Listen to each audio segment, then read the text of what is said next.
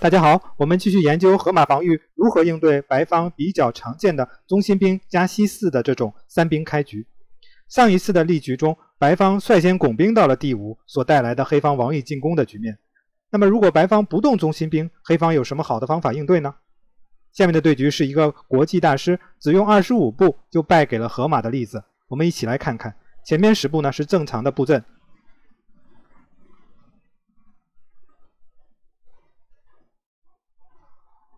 第10步车到了第1，黑方 A6 拱兵。前10步呢，白方走棋很精确。第11步，白方仍然不急于进攻，选择了拱兵到了 H3。黑方一直有王毅进攻的方案，其实说明白些就是 H 兵、G 兵或者 F 兵的推进，尽量打开王毅的线路。当白方走了 H3 之后呢，这种进攻会变得更为有效。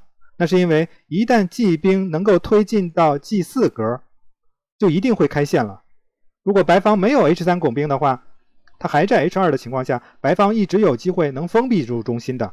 比如黑方的兵一直拱到 G4， 最后拱到 G3， 当拱到 G3 的时候，白方再把兵放到 H3， 那样就不会有交换了，那样线路就不会开了。所以这个 H3 拱兵就是在给黑方的一个进攻的信号。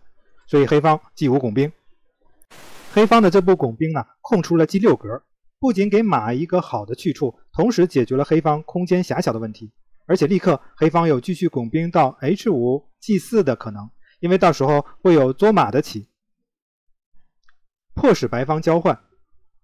白方为了避免这些呢，选择了退马到了 H2， 马到 H2 增加了他对 G4 格的保护，这是白方经常走的一步。黑方选择跳马到 G6， 这时呢，白方走了一步不太好的一步，跳马到了 G4。白方应该是看到了黑王还在中心，准备下一步拱兵到 E5， 弃兵来强行打开中心，利用白方出子快的这种有利的局面抢得先手。由于黑方本来就有 H5 拱兵的一步棋，马到 G4 呢，其实是在浪费时间，很快会被赶走。不过对局中黑方抢先拱兵到 E5， 先阻止掉白方的计划。这也是黑方的另一种策略。由于现在两个马的位置都锁定住了 E5 格，E5 格实际上有4个力量在保护，黑方是安全的。同时黑方还有跟进的计划。现在白方阵营里的 F4 格已经被黑方的2个兵牢牢地控制住了。将来把马如果放在 F4 格，那将是一个对白方来讲是非常有威胁的。这里呢，如果白方换兵，黑方是不想用兵吃的，那样就正好符合了白方想要的了。开放的中心，对方的众子都在中心，黑方还没有易位，而白方的地线上的力量是非常强大的，黑方会有很大的压力，所以黑方一定要用马吃，保持地线上的封闭。如果白方继续交换呢，黑方会激活自己的黑格象，来到中心。黑方仍然牢牢地控制住了 F4 格，将来还会把马跳到 F4 上去，黑方是没有任何问题的。但如果黑方在 E5 之后，白方选择不交换，而是继续拱兵第5的话，那会怎么样呢？这是一种封闭的局面，那就进入了黑方王毅印度防御的情况了，而且黑方可以尽情的使用 F4 格了。所以马跳 F4， 黑方是非常舒服的，白方没有办法用兵来赶走这个马，又不想用象来换掉这个马，那样只是在帮助黑方打开王毅的线路。如果白方不管这个马，黑方可以下步继续拱兵 H5， 然后紧跟着 G4， 这样就打开了 G 线。又由于这种中心封闭的局面，黑方可以大胆的把大量的兵力呢投入到王毅进攻里面去，而不用担心自己的中心和后域。黑方的攻势是很不错的，所以对局中白方选择了不理会，退象回到了西2，让众子来保护地兵，准备随时开线。而黑方没有忘记自己的任务，知道自己的战场并不在中心，而是全部在王毅，所以接着王毅进攻 H5 拱兵抢先手。大家也许能发现黑方 G5 兵现在是无人防守的情况，唯一防守他的 H 兵呢现在已经拱上来了。白方其实可以吃兵的同时来捉后的，没错，白方确实可以这样做，不过这样对白方并不好。我们看，如果象吃兵捉后，黑方可以简单的拱兵 F6 来挡住。现在白方的马和象同时被兵在攻击着，白方一定要丢子了。所以对局中，白方选择了继续退回到 H2，这时呢，黑方开始利用自己白方在 H3 上的兵继续推进 G 兵，这是他一直以来的计划。不过目前 G4 兵的防守方只有 H5 兵，黑方并不在意，打开直线的攻击线路是他最主要关心的，所以白方选择换兵。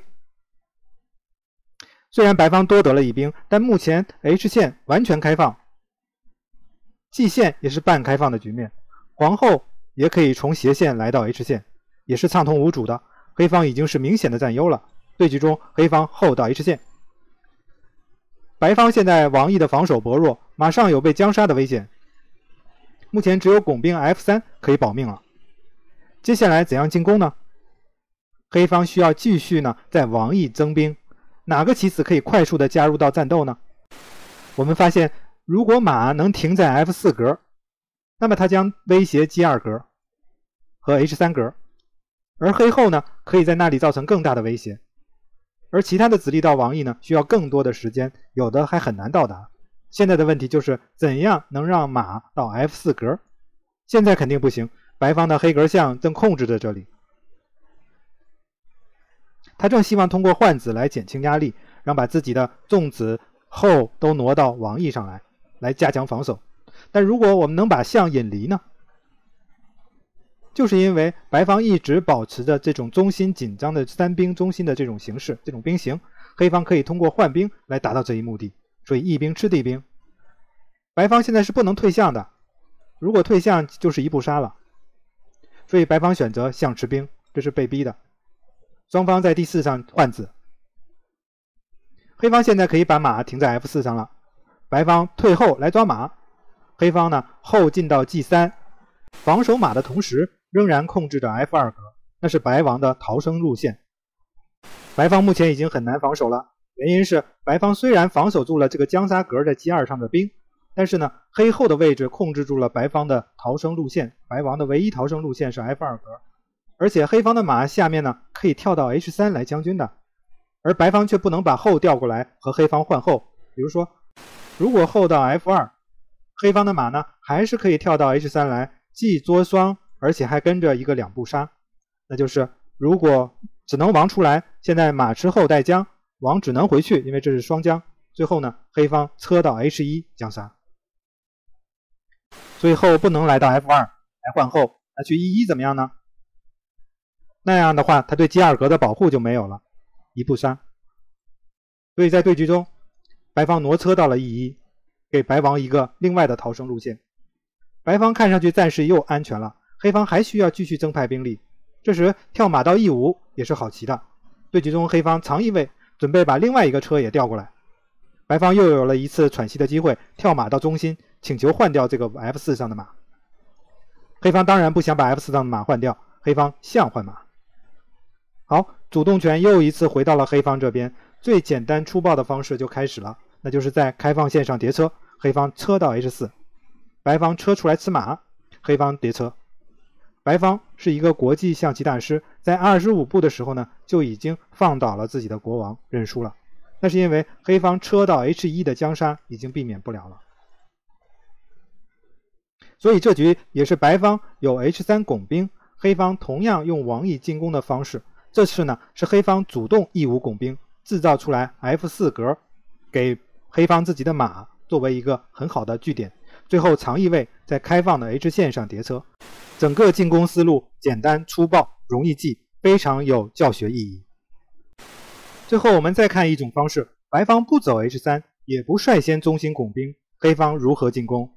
开始的10步呢大同小异， E4 B6 D4 象 B7 C4 已经呈现了三兵中心了。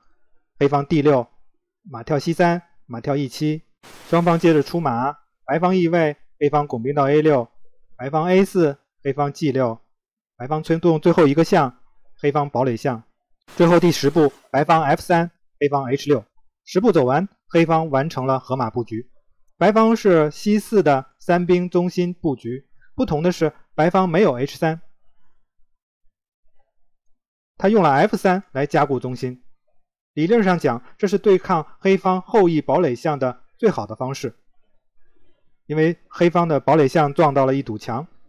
但我们现在应该有经验了，白方的三兵中心重心是在后翼，它的后翼空间是巨大的，而王翼仍然是黑方的战场。怎样拓展王翼空间呢？上一局黑方是 G5， 然后主动拱兵 E5， 那样在 F4 格创造了一个马的据点，而自己的 F 兵并没有动。这一局呢，我们看黑方还有另外一种思路，就是 G5 F5 的拱兵方法。首先白方上后，黑方 G5 拱兵，白方出车，黑方 F5 拱兵。这里的思路呢也很容易理解，黑方不能任由白方占领中心， F5 的拱兵反击中心是一个好的武器。记得我们在之前的河马里面讨论过，白方当有 F4、E4 和 D4 的三兵中心的时候，我们推荐走西5来反击中心，也是一样的道理，反击中心这件事情刻不容缓。另外，黑方需要进一步的打开王翼的空间，方便自己的子力的腾挪，将来可以形成 F 兵、G 兵和 H 兵的这种兵链，而且把 F6 格还可以腾出来给自己的皇后。白方这里选择了交换，白方现在的中心三兵就消失了，选择继续后翼进攻 B4 拱兵，黑方形成王翼兵链 F4 拱兵，获得先手来攻击象，白方只能退象。由于刚才的交换呢，中心翼线现在已经开放了，黑王还在中心，黑方需要解决国王安全的问题，短移位。白方D5，这个拱兵呢，立刻给黑方的马带来了一个完美的据点 E5 格，黑方跳马到 E5。这步棋的关键是呢，还在于黑方现在几乎所有的兵都在黑格里，对黑格的控制非常好，但白格却是一个弱点。如果能把白方的白格象干掉，那黑王就安全多了。把王放在中心这个黑格里，他控制着非常重要的白格。接着白方跳马到 E4， 没错，白方也有一个很好的据点给马。黑方走了经典的河马招数，退象回到了西8格，再次激活他的象。在这条斜线上已经没有前途了，但是这条斜线却不一样。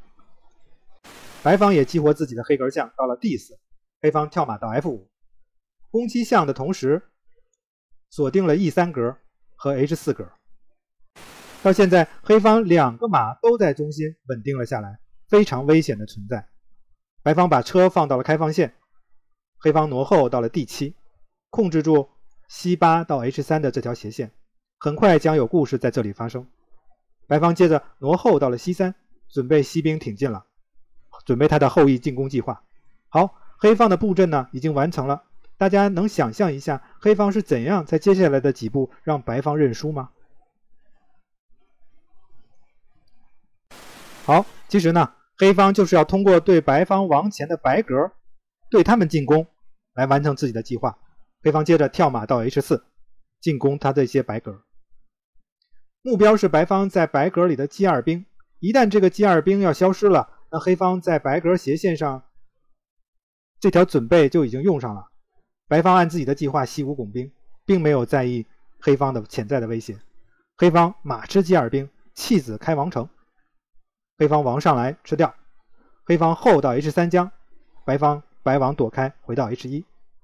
黑方另外一个马也派上用场了，马吃 F3 的兵。由于威胁后马上要杀 H2 将杀，所以白方被迫车吃马交换。白王被将出来，黑方最后一步白格象到了 H3， 马上 G2 格的将杀就要来了，白方就此就认输了。所以我们看白方的这种西4、D4、E4 的三兵中心的结构，黑方用王翼进攻的方式是完全可以应对的。最直接的方式呢，就是 G 兵拱兵，